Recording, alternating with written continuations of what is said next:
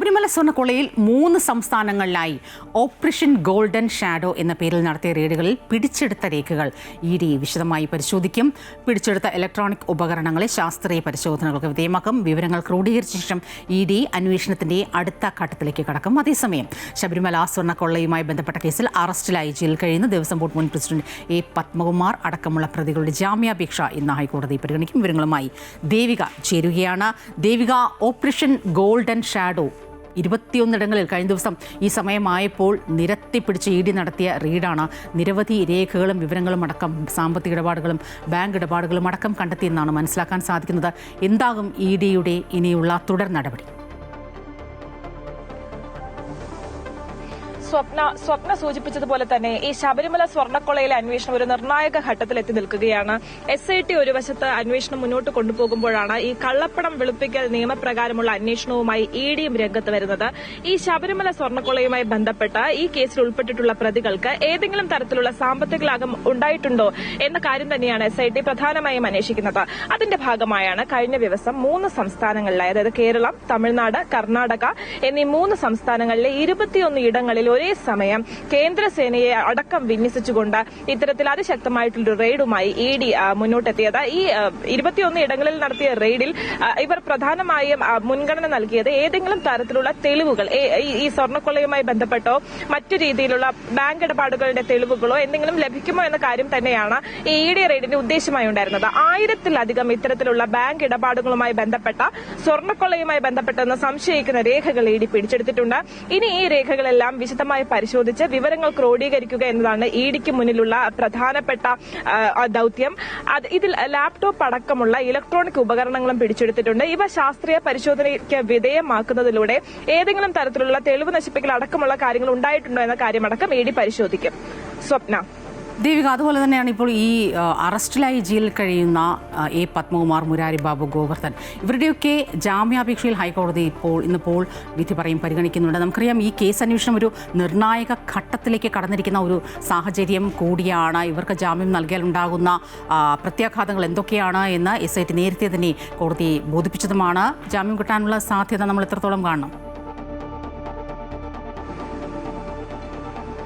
ശബരിമല സ്വർണ്ണക്കൊള്ളയുമായി ബന്ധപ്പെട്ട നവംബർ 20-ാം തീയതിയാണ് എ പത്മകുമാർ അടക്കമുള്ളവരെ ഈ SIT കസ്റ്റഡിയിൽ എടുക്കുന്നത്. ഈ അന്വേഷണം ഒരു നിർണായക ഘട്ടത്തിലാണ്. കാരണം കൂടുതൽ പ്രതികളിലേക്ക് അന്വേഷണം എത്തുന്നുണ്ട്. അപ്പോൾ എത്രയും പെട്ടെന്ന് ഈ ഒരു അന്വേഷണത്തിന്റെ പൂർണ്ണമായിട്ടുള്ള വിവരങ്ങൾ ശേഖരിക്കാൻ തന്നെയാണ് SIT മുന്നോട്ട് പോകുന്നത്. എന്തായാലും ഹൈക്കോടതി ഇന്നിവർക്ക് ജാമ്യം നൽകിയാൽ തുടരന്വേഷണത്തെ ഇത് എങ്ങനെയെല്ലാം ബാധിക്കുമെന്ന് കണ്ടു തന്നെ അറിയണം. അതേസമയം ഉണ്ണികൃഷ്ണൻ പോറ്റിയുടെ ജാമ്യാപേക്ഷയിലും വാദം പൂർത്തിയായിട്ടുണ്ട്. അതിലും ഇന്ന് കൊല്ലം വിജിലൻസ് കോടതി വിധി പറയും. സ്വപ്ന. ദേവികയാണ് ആ വിവരങ്ങളുമായി ചേർന്നത്. ശബരിമല സ്വർണ്ണക്കൊള്ളയിൽ 3 സംസ്ഥാനങ്ങളിലായി ഓപ്പറേഷൻ ഗോൾഡൻ ഷാഡോ എന്ന പേരിൽ കഴിഞ്ഞ ദിവസം നടത്തിയ റെയ്ഡുകളാണ്. നിരവധി രേഖകളടക്കം ഇലക്ട്രോണിക് ഡിജിറ്റൽ ഉപകരണങ്ങളടക്കം പിടിച്ചെടുത്തിട്ടുണ്ട്. ഇനി ഇതിൽ നിന്ന് ലഭിക്കുന്ന വിവരങ്ങളെല്ലാം ക്രോഡീകരിച്ച് ഏത് രീതിയിലുള്ള സാമ്പത്തിക ഇടപാടുകളാണ് ഈ ഒരു സ്വർണ്ണക്കൊള്ളയുമായി ബന്ധപ്പെട്ട് നടന്നിട്ടുള്ളത് എന്ന കൃത്യമായ നിരീക്ഷണത്തിലേക്ക് ഇഡി കടക്കുകയാണ്. അതിനുശേഷമാണ് തുടർന്നുള്ള നടപടികളിലേക്കും ഇഡി കടക്കുക. അതേസമയം ഇന്നിപ്പോൾ ജയിലിൽ കഴിയുന്ന പത്മകുമാർ, മുരാരി ബാബു അടക്കമുള്ളവരുടെ ജാമ്യാപേക്ഷ ഹൈക്കോടതി പരിഗണിക്കുന്നുണ്ട്. ജാമ്യം കിട്ടാനുള്ള സാധ്യതയെ നമ്മൾ അധികമായി കാണേണ്ട. കാരണം കേസ് അന്വേഷണം ഒരു നിർണായക വഴിത്തിരിവിലേക്ക് എത്തി നിൽക്കുന്ന ഒരു സാഹചര്യം കൂടിയാണ്. എന്തായാലും 3 പേരുടെയും ജാമ്യാപേക്ഷ ഇന്നിപ്പോൾ ഹൈക്കോടതിയിൽ ഉണ്ട്. അതേസമയം സന്നിധാനത്തെ SITയുടെ പരിശോധന ഇന്നും തുടരും. കഴിഞ്ഞ ദിവസം സ്ട്രോങ് റൂമിലുള്ള ശ്രീകോവിലിൻ്റെ പഴയ വാതിലിൻ്റെ പാളികളൊക്കെ പരിശോധിച്ചിരുന്നു. അതിൽ നിന്നുള്ള സാമ്പിളുകൾ ഇന്നിപ്പോൾ ശേഖരിക്കും. കണ്ണൻ ദേവ് ചേരുകയാണ് വിവരങ്ങളുമായി. കണ്ണൻ, ഇന്നിപ്പോൾ 2-ാം ദിവസത്തെ പരിശോധനകൾ പ്രധാനമായും എന്തൊക്കെ കേന്ദ്രീകരിച്ചാകും? സ്വപ്ന, ഈ ശബരിമല സ്വർണ്ണ കേസിൽ ഇതിൽ ഉൾപ്പെട്ടിരിക്കുന്ന മുഴുവൻ പ്രതികളെയും പിടികൂടാനുള്ള ശ്രമത്തിലാണ് ഈ അന്വേഷണ സംഘം. ഇതുമായി ബന്ധപ്പെട്ടാണ് SIT സംഘം കഴിഞ്ഞ ദിവസം വീണ്ടും ഈ സന്നിധാനത്ത് പരിശോധന നടത്തിയത്. ഇന്ന് ഈ പരിശോധന വീണ്ടും തുടരും. ഇന്നലെ സ്ട്രോങ് റൂമിലുള്ള ശ്രീകോവിലിന്റെ പഴയ വാതിൽപ്പാളികൾ എടുത്ത് പരിശോധിച്ചിരുന്നു. ഇന്ന് അതിൽ നിന്ന് സാമ്പിളുകൾ ശേഖരിക്കും. അതുപോലെ പഴയ കൊടിമരം മാറ്റിയപ്പോൾ പെട്ടികളിലാക്കി സൂക്ഷിച്ചിട്ടുള്ള വസ്തുക്കളുടെ പരിശോധനയും തുടരുന്നുണ്ട്. ഇത് സംബന്ധിച്ചും SIT സംഘത്തിന് സംശയമുണ്ടായിരുന്നു. ശ്രീകോവിലിന് ചുറ്റുമുള്ള സ്വർണ്ണപ്പാളികൾ സംബന്ധിച്ചും പരിശോധന നടക്കുന്നുണ്ട്. അത് ഇന്നും നടക്കും. അയ്യപ്പച്ചരിതം കുത്തിയ സ്വർണ്ണപ്പാളികളാണ് പ്രധാനമായും ഇന്ന് പരിശോധിക്കുക. ഹൈക്കോടതി നിർദ്ദേശപ്രകാരം മുൻപ് നടത്തിയ സാമ്പിൾ പരിശോധനയിൽ നിർണായക വിവരങ്ങളൊക്കെ SIT കണ്ടെത്തിയിരുന്നു. അതിന്റെ ബാക്കിയായിട്ടാണ് ഇന്നത്തെ ഈ കഴിഞ്ഞ ദിവസം മുതൽ നടക്കുന്ന പരിശോധന നടക്കുന്നത്.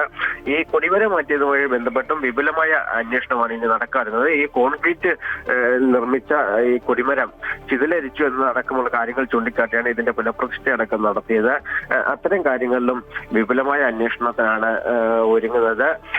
ഈ കൊടിമരം പുനഃപ്രതിഷ്ഠ നടത്താൻ തീരുമാനിച്ചത് എന്തുകൊണ്ടാണ് എന്ന അടക്കമുള്ള കാര്യങ്ങളിൽ തീരുമാനമുണ്ടാകും. എന്തായാലും ഇന്ന് ഈ സാമ്പിളുകൾ എടുത്ത് കൂടുതൽ പരിശോധനയ്ക്കായിരിക്കും SIT സംഘം കടക്കുക. സ്വപ്ന. സന്നിധാനത്തെ SIT പരിശോധന 2ാം ദിവസവും തുടരും. കഴിഞ്ഞ ദിവസം സ്ട്രോങ് റൂമിൻ്റെ ശ്രീകോവിലിൻ്റെ പഴയ വാതിൽപ്പാളികളാണ് പരിശോധിച്ചത്. അതിനുള്ള സാമ്പിളുകൾ ഇന്നിപ്പോൾ ശേഖരിക്കും. ഒപ്പം ഈ ശ്രീകോവിലിന് ചുറ്റുമുള്ള സ്വർണ്ണപ്പാളികൾ സംബന്ധിച്ചുമുള്ള പരിശോധനയും ഇന്ന് സ്ട്രോങ് റൂം ഇതുമായി ബന്ധപ്പെട്ട SIT നടത്തുമെന്നാണ് കണ്ണൻ ദേവ് റിപ്പോർട്ട് ചെയ്യുന്നത്.